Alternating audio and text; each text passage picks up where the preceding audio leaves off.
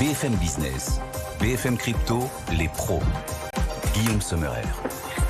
L'avenir a de nombreux domiciles, mais sa résidence principale est sans doute effectivement ici dans les blockchains et les cryptos, les pros des cryptos à domicile. Chaque vendredi, on est ravis de vous retrouver. Bienvenue à vous. Nos NFT sont à l'appel, présents à nos côtés. Il vient de nous rejoindre et de s'installer. Stanislas Barthélémy. Bonjour Stanislas. Bonjour Guillaume. Bienvenue, senior manager crypto et Web3 pour KPMG. Il nous accompagne aussi Owen Simonin. Bonjour Owen. Ravi de vous retrouver. Bonjour. Depuis votre Moselle, chérie. Owen Simonin est à la tête de la chaîne YouTube Asher, à la tête également de Meria. Dans un instant, on parcourra l'ensemble des titres et des actualités qui ont fait cette semaine crypto. Mais d'abord, les cours et les courbes des cryptos. On est à plus de 38 000 $ aujourd'hui sur le Bitcoin. C'est une belle journée pour le Bitcoin. Xavier Fenot vient taper à la porte. Bonjour Xavier.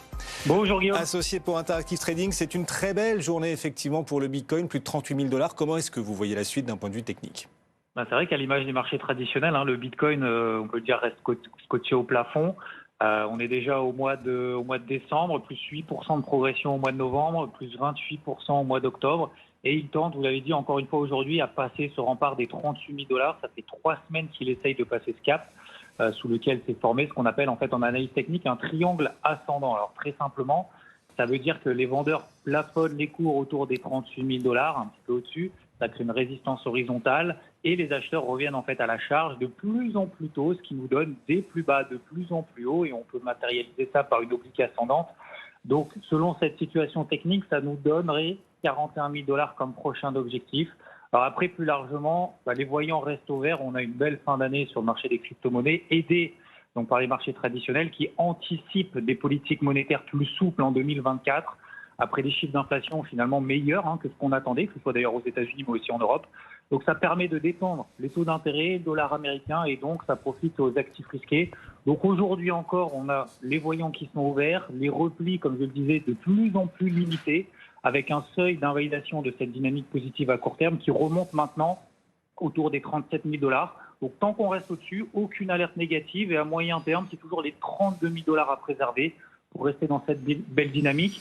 Et tout ça apporte une capitalisation totale donc de l'ensemble du marché des crypto-monnaies à un nouveau record annuel, Guillaume, aujourd'hui à presque 1 425 milliards $, un niveau qui n'avait plus été revu depuis mai 2022. Donc, même si ça plafonne un peu depuis 3 semaines, pour le moment, l'ambiance reste positive. Avec, c'est vrai, cet espoir de plusieurs baisses de taux à venir de la part de la Fed et pourquoi pas la BCE l'an prochain. Jérôme Powell, le président de la Fed, doit d'ailleurs s'exprimer à 17h tout à l'heure. On vivra tout ça en direct au cœur de BFM Bourse sur BFM Business, la réaction des marchés et aussi des cryptos à ce que pourra dire Jérôme Powell. Alors bien sûr, le Bitcoin, plus de 38 000 $, mais l'Ether n'est pas en reste. Il a lui franchi la barre des 2000. On est même à 2083 $ aujourd'hui. Alors, lui, il doit faire plutôt face à ses plus hauts annuels de 2023, donc c'est 2100, 2140 $, et ça, c'est une résistance, en fait, qui a commencé à se construire depuis le mois d'août 2022, et ça date. Donc, Ethereum, pour le moment, n'a pas réussi à la passer au mois d'avril. Ça a renforcé, du coup, cette zone. En fait, cette zone, c'est l'équivalent de la résistance du Bitcoin qu'on avait à 31 000 $, qui, lui, donc, a déjà passé il y a quelques semaines. Donc, Ether est toujours en retard. Et pour le moment, il n'y a toujours pas d'inversion, en fait, de force entre Bitcoin et Ether. Donc, le number one le reste encore largement avec 53% de dominance sur le marché. Et pour le numéro 2, Ether, tant que les 1 900 $ tiennent, tout va bien. Même si aujourd'hui et à court terme, après ça reste mon avis, le timing acheteur sur l'Ether pour le moment est un peu tardif alors qu'on était finalement sur l'Ether à 1 500 $ il y a tout juste un mois et demi. Donc tout va bien, mais comme toujours, restons vigilants parce que rien n'est jamais acquis. Xavier Fenot, régulièrement à nos côtés pour Interactive Trading. Merci beaucoup Xavier. Les cours des cryptos, bien sûr, au début de chaque nouvel épisode des pros des cryptos. Et bien sûr, on rappelle qu'il ne faut investir que l'argent dont on n'a pas immédiatement besoin, l'argent même qu'on est prêt à perdre. Ça reste très spéculatif et volatile. Au sommaire cette semaine des pros des cryptos, on va revenir à nouveau sur Binance et les prochains impacts à attendre du choc Binance. On évoquera aussi la disparition du stablecoin de Binance, le BUSD. On en connaît la date de péremption. L'intelligence artificielle, Vitalik Buterin, qui alerte l'humanité. Le cofondateur d'Ethereum a publié un long billet de blog sur l'intelligence artificielle et ses dangers potentiels. Et lui et sa blockchain Ethereum, quel intérêt peuvent-ils quand même trouver dans l'intelligence artificielle? On posera la question et puis on évoquera aussi l'euro numérique vers un plafond de 3 000 € par personne sur l'euro numérique. C'est la Banque Centrale Européenne qui le propose. Tout ça, pour 3 000 € par personne. On en parlera également tout à l'heure. Bienvenue chez vous, les pros des cryptos, s'enclenchent. BFM Business, BFM Crypto, les pros. Avec nos deux pros, donc, Stanislas Barthélémy, en forme Stanislas, je vous vois en forme, vous réagissiez sur chacun des titres de l'actualité de la semaine, on va bien sûr parcourir l'ensemble de cette semaine. Owen aussi a l'air en pleine forme depuis sa Moselle, chérie, on est ravis aussi de vous retrouver bien sûr. Owen, d'autant qu'on ne s'est pas parlé depuis le choc Binance, messieurs. On peut revenir dessus quand même, parce que ça reste évidemment un élément majeur pour l'univers crypto. Un peu plus d'une semaine après le choc Binance, est-ce que vous estimez que ce qui se profile va peut-être permettre quand même, Stanislas, à l'écosystème crypto de sortir par le haut, maintenant que l'abcès Binance est en train d'être crevé? Effectivement, le résultat qu'on a eu, c'est en quelque sorte un moindre mal par rapport à ce qui pouvait être attendu par le marché. Et aussi, on mesure un peu la température de l'écosystème et du secteur par rapport au prix. Et on voit que les prix n'ont pas tant bougé que ça. Au contraire, ils se sont même un peu stabilisés à la hausse.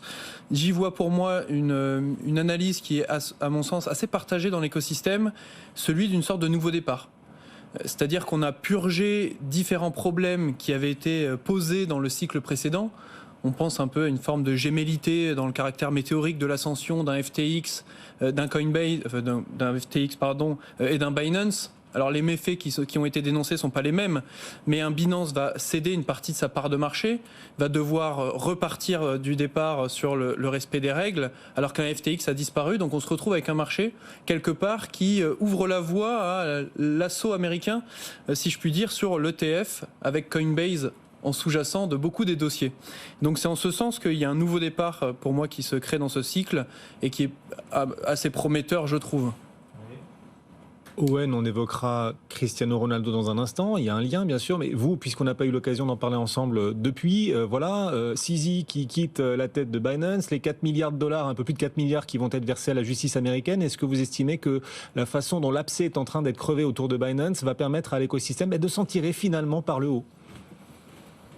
C'est compliqué d'avoir une réponse parfaite là-dessus parce qu'il n'y a que le temps qui nous le dira réellement. Tout ce qu'on sait, c'est que ça a rassuré beaucoup de monde. Les gens s'inquiétaient énormément de comment ça pouvait finir pour Binance parce que qu'il y ait eu ou non des abus dans le passé à travers l'outil et les différents outils que propose Binance, c'est un outil qui est très utilisé. C'est l'outil le plus utilisé dans le monde de la crypto-monnaie aujourd'hui. Et qu'on aime ou qu'on n'aime pas, qu'on apprécie ou non, qu'on soit d'accord avec certaines choses, qu'on soit d'accord avec la justice américaine d'ailleurs ou non, quoi qu'il arrive, un grand nombre de personnes utilisent et continueront à utiliser tant que l'outil fonctionne, Binance. Donc naturellement, savoir qu'il y a eu une suite et que la justice a trouvé, entre guillemets, évidemment, un accord et que sous réserve d'un paiement de 4 milliards de dollars, la plateforme allait pouvoir continuer d'exister avec un nouveau CEO et sous tutelle, entre guillemets, de la justice américaine, ça a rassuré beaucoup de monde et on l'a vu d'ailleurs tout de suite. Beaucoup s'attendaient à ce que le prix du jeton BNB s'effondre. Au contraire. Au contraire, le prix du BNB s'est valorisé parce que les gens s'attendaient à potentiellement bien pire que ce que la justice a annoncé. Et pour beaucoup, ça peut être un nouveau départ. Encore une fois, ça ne veut pas dire qu'il n'y a aucun souci, ça ne veut pas dire que tous les pays vont se ranger derrière la décision de justice qui a été faite aux États-Unis. En attendant, on sait que les États-Unis sont particulièrement sévères et à partir du moment où eux estiment que la plateforme peut continuer d'exercer en respectant ces nouvelles règles, cette tutelle et après avoir payé cette amende, ça semble pour beaucoup être un nouveau départ beaucoup plus serein. Et il y a un lien avec Binance, je le disais à l'instant, on va parler aussi de Cristiano Ronaldo, le footballeur, parce qu'il est poursuivi par un groupe d'investisseurs. Alors carton rouge ou pas carton rouge vis-à-vis de Cristiano Ronaldo? Qu'est-ce qui lui est reproché, Owen? Ce qui est reproché à CR7 aujourd'hui, c'est le fait d'avoir réalisé de la promotion pour des produits financiers non enregistrés aux États-Unis. Et du coup, c'est très très compliqué parce qu'on le sait très bien, les États-Unis remettent en cause la qualification de certains actifs numériques, certaines crypto-monnaies, en les considérant comme de potentiels security. En parallèle de ça, on sait que Binance vient d'avoir des conflits principalement aux États-Unis et entre guillemets, aurait mis en avant des produits qui, eux, ne seraient pas enregistrés, même si c'est une question qui est toujours ouverte. Et Cristiano Ronaldo, qui au début a annoncé en novembre 2022 lancer sa propre gamme de NFT à travers Binance, a également réalisé des publicités pour la plateforme.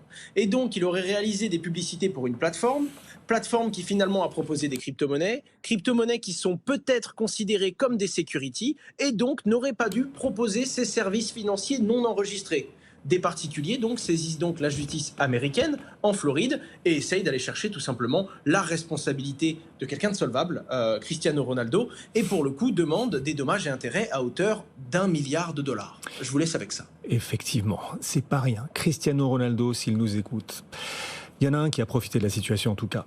C'est Coinbase, le titre Coinbase à Wall Street, et on le suit aussi dans BFM Bourse, bien sûr, chaque jour dans l'après-midi de 15h30 à 18h. Ce titre a gagné 20% les jours qui ont suivi le choc Binance. Est-ce que c'est aussi le cas en termes de rentrée d'argent, Stanislas, avec maintenant 10 jours de recul, donc depuis le choc Coinbase? Est-ce que les gens qui ont Binance, les gens qui ont quitté Binance, je suis le deuxième à faire la gaffe, est-ce que les gens qui ont quitté Binance pour investir sur les autres plateformes ont privilégié Coinbase? Ils ont privilégié Coinbase, mais pas que. D'autres plateformes. Si on analyse depuis la date où le verdict a été rendu public quelque part pour Binance comme une sanction, Binance a perdu environ, on va dire presque une approximation, 3 milliards par rapport à un peu plus de 60 qu'ils avaient comme actifs. Parallèlement, le marché crypto se porte assez bien, donc il y a aussi de l'arrivée d'argent qui n'était pas avant dans l'écosystème crypto. Mais on retrouve une partie de ces flux qui ont quitté Binance, décidément ça va être compliqué aujourd'hui, je sais pas ce qui se passe. Envers OKX, Bitstamp, Crypto.com, y compris Coinbase, donc on retrouve ces flux-là d'acteurs qui sont partis de Binance pour aller sur d'autres plateformes, mais qui sont aussi potentiellement allés en autoconservation, ce qu'on appelle la self-custody. Le business de Coinbase, il est très cyclique, comme l'est le marché crypto. C'est-à-dire, plus il y a de volume, plus ils vont prendre de frais. Plus il y a de personnes qui vont faire du staking, qu'on évoquera tout à l'heure, plus pareil, Coinbase va prendre de frais. Plus il y a de volume sur leur propre chaîne qui s'appelle Base, plus ils vont prendre de frais. Et donc, les cours crypto sont très corrélés à Coinbase.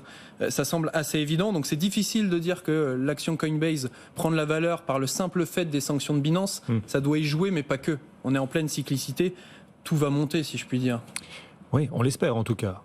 Dans un instant, on parlera bien sûr d'autre chose que de Binance, mais quand même, c'est au cœur de l'actualité. Et comme disait l'autre, les hommes, ça vole en escadrille. Et c'est le cas pour Binance. On a appris la date à partir de laquelle son stablecoin, le BUSD, va s'arrêter. Ce sera le 15 décembre prochain, dans quelques jours à peine. Owen, pourquoi le BUSD va-t-il s'arrêter? Pour les utilisateurs, qu'est-ce qui va se passer du coup? Alors, pour le coup, ce n'est pas une surprise. Ce n'est pas une surprise du tout. Ça avait été annoncé depuis février de cette année. D'ailleurs, on l'avait annoncé sur ce plateau. En effet, encore une décision de la justice américaine. Binance n'aurait pas dû émettre son BUSD de cette façon.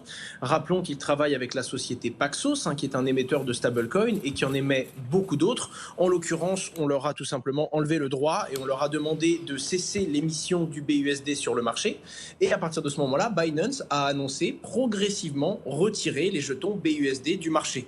Depuis d'ailleurs, même si vous êtes français et que vous utilisez votre compte Binance, vous avez très souvent des rappels qui vous disent sur votre compte, si vous possédez du BUSD, on vous propose de le changer en 1 pour 1 contre d'autres stablecoins pour que vous puissiez tout simplement basculer la liquidité que vous avez sur le Binance USD vers un autre jeton, lui aussi avec des fonctions de stablecoin, et à ce moment-là, quitter totalement votre position de BUSD d'ici la fin de l'année. C'est simplement la date officielle qui vient d'arriver, c'est le 15 décembre que c'est terminé, il n'y aura plus de BUSD et pour le coup, notamment pour la plupart des pays du monde, si vous avez du BUSD, vous pouvez encore aujourd'hui aller le changer contre d'autres stablecoins et si jamais vous ne l'avez pas changé à cette date butoir, il va être automatiquement changé contre un autre stablecoin, pour le coup d'une entité régulée à Hong Kong qui s'appelle le FD USD, instantanément le 15 décembre quand le BUSD lui s'arrêtera.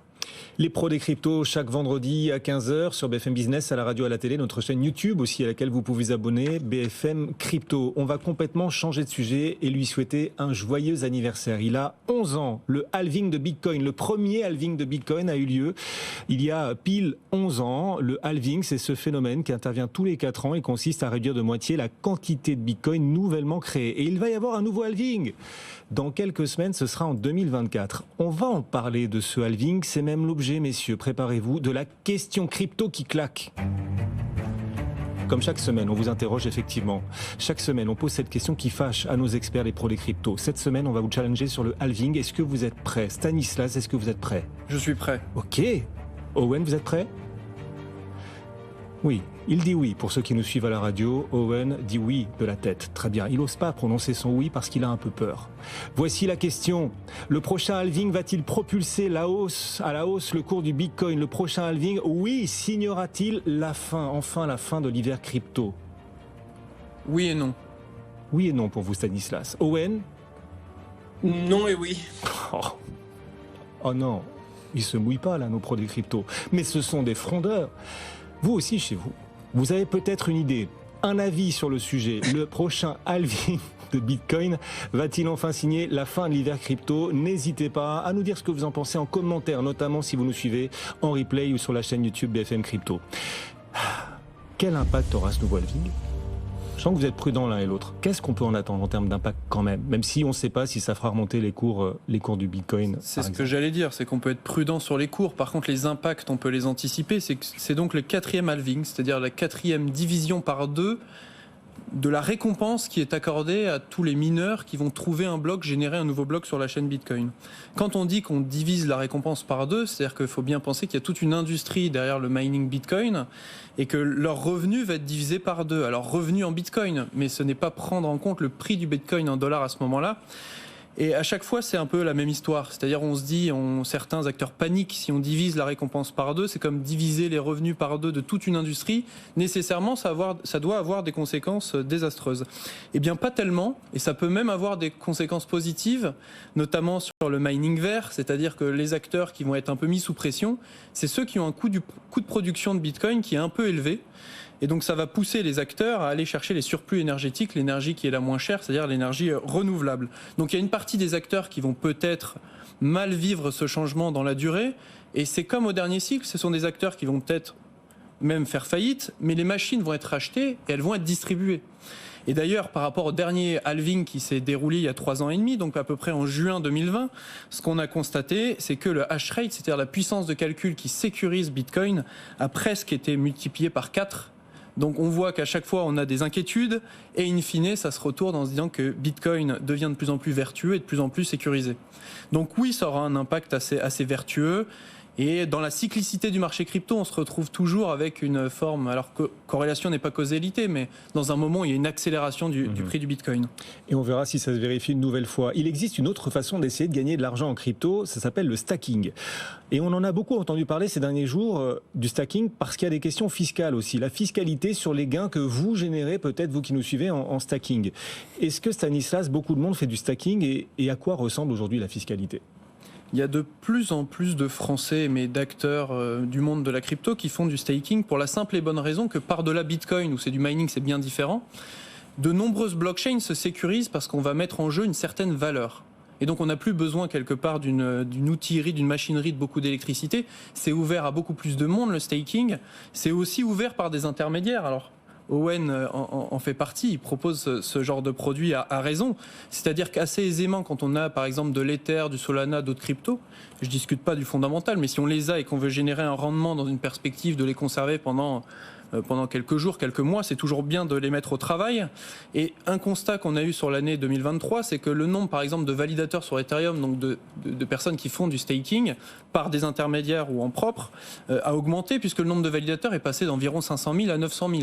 C'est un marché, si j'agrège Ethereum et d'autres blockchains de preuve d'enjeu qui se sécurisent par ce biais-là, c'est un marché quasiment à 120 milliards si je prends les 10 plus grosses blockchains. Et donc il y a de plus en plus d'acteurs qui s'y mettent. Pourquoi ? C'est un business model très simple à proposer quand on est intermédiaire. On peut faire de la conservation d'Ether, par exemple, pour le compte des clients, mais encore mieux, on peut proposer un rendement. Et l'intermédiaire va prendre une partie de ce rendement et le client sera très content de générer du rendement. Arrive le sujet de la fiscalité. C'est que la fiscalité, si on suit la logique du marché crypto, surtout en France, c'est qu'on va payer 30% de la plus-value au moment de la conversion de la crypto vers une monnaie qui peut être, en l'occurrence l'euro, dans la zone euro en France, mais ça peut être d'autres choses. Il y a une disposition qui a un peu été discutée dans le cadre du projet de loi de finances actuel, qui n'est pas tout à fait encore arrêté et qui est un peu remis en cause. Il y a des discussions en cours, donc ce n'est pas définitif. L'idée est de fiscaliser les gains qu'on touche du staking Donc pas au moment de la conversion, mais au moment où on touche ses gains. Donc si moi je reçois de l'Ether à la fin du mois, je vais être fiscalisé là-dessus. Se posent pas mal de questions, et c'est là où le secteur a alerté les pouvoirs publics, et notamment Owen qui a fait un petit billet d'humeur dessus, et qui était très bon d'ailleurs. C'est de dire que, attention, ça pose quand même pas mal de questions. C'est-à-dire que si on considère cette fiscalisation-là, il y a la volatilité de l'actif, donc c'est-à-dire qu'il faut le vendre, ça pose des questions sur le défi technologique, comment on déclare ça, à quel moment on prend le cours, bref, beaucoup de petits problèmes qui, à mon avis, vont être réglés. J'imagine que l'ADAN et les décideurs publics vont se mettre d'accord pour trouver la meilleure manière de fonctionner. Donc, et on suit ça au quotidien. Exactement, cette fiscalité-là n'est pas simple, mais ça va changer. À suivre au quotidien sur BFM Business, du lundi au jeudi, d'ailleurs à Maury de Tonquédec, à 15h en direct et en rediffusion à 21h30 pour BFM Crypto, le club, évidemment. On va parler d'intelligence artificielle à présent. Ce bruit que vous entendez, c'est la version d'une intelligence artificielle qu'on essaie de mettre en place, de développer ici en interne, mais elle n'est pas encore prête, on est d'accord. Elle est supposée imiter l'homme. Bon, on va continuer de bosser. Ok. L'intelligence artificielle, donc. Vitalik Buterin chercherait-il à faire peur autour de l'IA ? Le chef d'Ethereum évoque l'intelligence artificielle en expliquant qu'elle pourrait devenir, je le cite, un super prédateur. L'IA, dit-il, prendrait le contrôle de l'humanité. Pourquoi dit-il ça, Owen ? Est-ce qu'il a un intérêt d'ailleurs à dire ça, et quelles solutions voit-il ? Je vais vous donner mon avis encore une fois, parce qu'on a évidemment la retranscription de ce qu'il dit dans les médias. On ne peut pas vraiment savoir ce qu'il en pense. Connaissant un petit peu le personnage et le tableau qu'il dresse depuis des années, je ne pense réellement pas que ce soit dans son intérêt à lui de faire un coup de peur pour valoriser son projet. En tout cas, ça lui ressemble très peu marketing. Je pense réellement qu'il y croit. Je pense réellement qu'il a peur. Selon lui, et pour le coup, c'est pas un nouveau débat, bien avant ChatGPT, on avait ces débats de l'intelligence artificielle qui pourrait prendre le pas sur l'humanité. Selon lui, c'est une nouvelle forme d'esprit. Et donc, il y a des questions sans réponse sur comment cet esprit pourrait évidemment fonctionner. Et si on reprend les débats, et pour le coup bien au-dessus de Vitalik Buterin lui-même, évidemment, on sait très bien que si un ordinateur fait un compte-rendu, un état des lieux, un diagnostic de notre monde pour voir ce qui ne va pas, l'être humain risque de sortir avec une très mauvaise note de ce diagnostic. Et donc, naturellement, ça effraie. Pour le coup, il explique que, selon lui, si on veut un avenir intelligent avec des êtres humains, il existe des issues, comme par exemple le transhumanisme, c'est-à-dire des solutions pour améliorer son corps, son esprit, des solutions potentiellement biologiques également, mais également le fait de pouvoir numériser un esprit et de pouvoir, entre guillemets, rentrer dans des ordinateurs des esprits humains, ce qui permettrait, selon lui, d'avoir un avenir tout en étant humain et tout en allant et se dirigeant vers l'intelligence. En tout cas, oui, son discours fait très peur. Je pense personnellement qu'il est lui-même effrayé par ça. Et encore une fois, quand on demande qu'est-ce qu'il peut en tirer de façon bénéfique, on pourrait faire des parallèles et dire que face à l'intelligence artificielle, on aurait besoin d'une authenticité, d'un certificat, de laisser du contrôle à des humains et donc à des blockchains à travers ça. J'en sais rien, mais je ne pense vraiment pas qu'il a pris la parole pour se faire un coup de pub et qu'il est censé y gagner quelque chose. Un petit mot de l'euro numérique, puisqu'on se projette dans le futur. Ça fait aussi partie de l'actualité, bien sûr. Nous ne pourrons en posséder, les euros numériques, chacun que très peu. 3 000 € maximum chacun. C'est ce que défend en tout cas la Banque Centrale Européenne. Tout ça, pour ça, on a envie de dire... tous ces débats autour de l'euro numérique pour 3 000 € par personne. Alors c'est déjà ça, mais enfin bon. Pourquoi propose-t-elle un plafond aussi bas, la Banque Centrale Européenne, Stanislas ? On a un peu le sentiment que la montagne accouche d'une souris. C'est-à-dire que ce plafond proposé à 3 000 € par la BCE, c'est le début d'une négociation, puisque les banques commerciales qui sont quand même concernées par ça demandent 500 €. Et donc si on prend un pas de recul, déjà quand on parle d'euro numérique, il y a deux types d'euro numérique. Il y a l'euro numérique de gros, qui est plus un sujet d'optimisation des grands transferts internationaux, et puis l'euro retail, c'est-à-dire que nous, en tant que citoyens, on pourrait toucher. Et c'est là où ça devient un sujet politique. C'est-à-dire qu'aujourd'hui, il y a un peu cette dualité entre banque centrale et banque commerciale. Banques commerciales qui sont plutôt émettrices de monnaie, et Banque Centrale Européenne qui a envie de reprendre un peu de lien avec le citoyen et avoir une politique économique plus étoffée par ce biais-là. Et c'est là où cette dualité entre banque commerciale et banque centrale s'exprime dans ce plafond. 3 000 ou 500 €, c'est relativement peu, donc d'où l'adage, la montagne accouche d'une souris, à suivre. Pour rassurer les banques commerciales notamment. Alors pendant ce temps, la Banque des règlements internationaux, la BRI, elle promet la confidentialité sur ces devises numériques de banque centrale. Comment compte-t-elle s'y prendre, Owen ? Alors, il n'y a pas beaucoup de choses. Il n'y a pas beaucoup de choses encore à dire sur le positionnement de la BRI face au CBDC, au MNBC, pardon. Tout ce que l'on sait, c'est qu'ils en prennent de plus en plus la parole. Ils se positionnent de plus en plus. Visiblement, ils y tiennent. C'est quelque chose de très important pour eux et ça fait réellement partie de l'avenir et de la façon dont la monnaie va évoluer. D'ailleurs, il y a deux façons de lire la chose, hein. Il y a, pour certains, ça y est, avec les monnaies numériques de banque centrale, on a une bonne excuse pour interdire le cash. Et pour d'autres, notamment dans le discours de la BRI, il y a de moins en moins d'utilisation du liquide, à croire que ce sont les gens qui n'ont plus envie de le faire, et il y a de plus en plus d'utilisation des crypto-monnaies. Donc c'est la suite logique. Par contre, il précise quelque chose qui est relativement intéressant parce que ça rejoint le discours de toutes les personnes qui ont peur des monnaies numériques de banque centrale. En effet, la blockchain est un outil puissant. C'est un outil qui, comme Bitcoin l'a montré, peut être décentralisé, peut être transparent, peut être puissant et permettre des transactions de particulier à particulier, mais c'est une technologie. Il existe des crypto-monnaies totalement centralisées. Il existe des crypto-monnaies qui ne sont pas autant scalables qu'on le voudrait. Il existe des crypto-monnaies qui ne sont pas transparentes. Et donc, il peut y avoir une monnaie numérique de banque centrale qui ne reprend aucune ou presque aucune des valeurs de Bitcoin.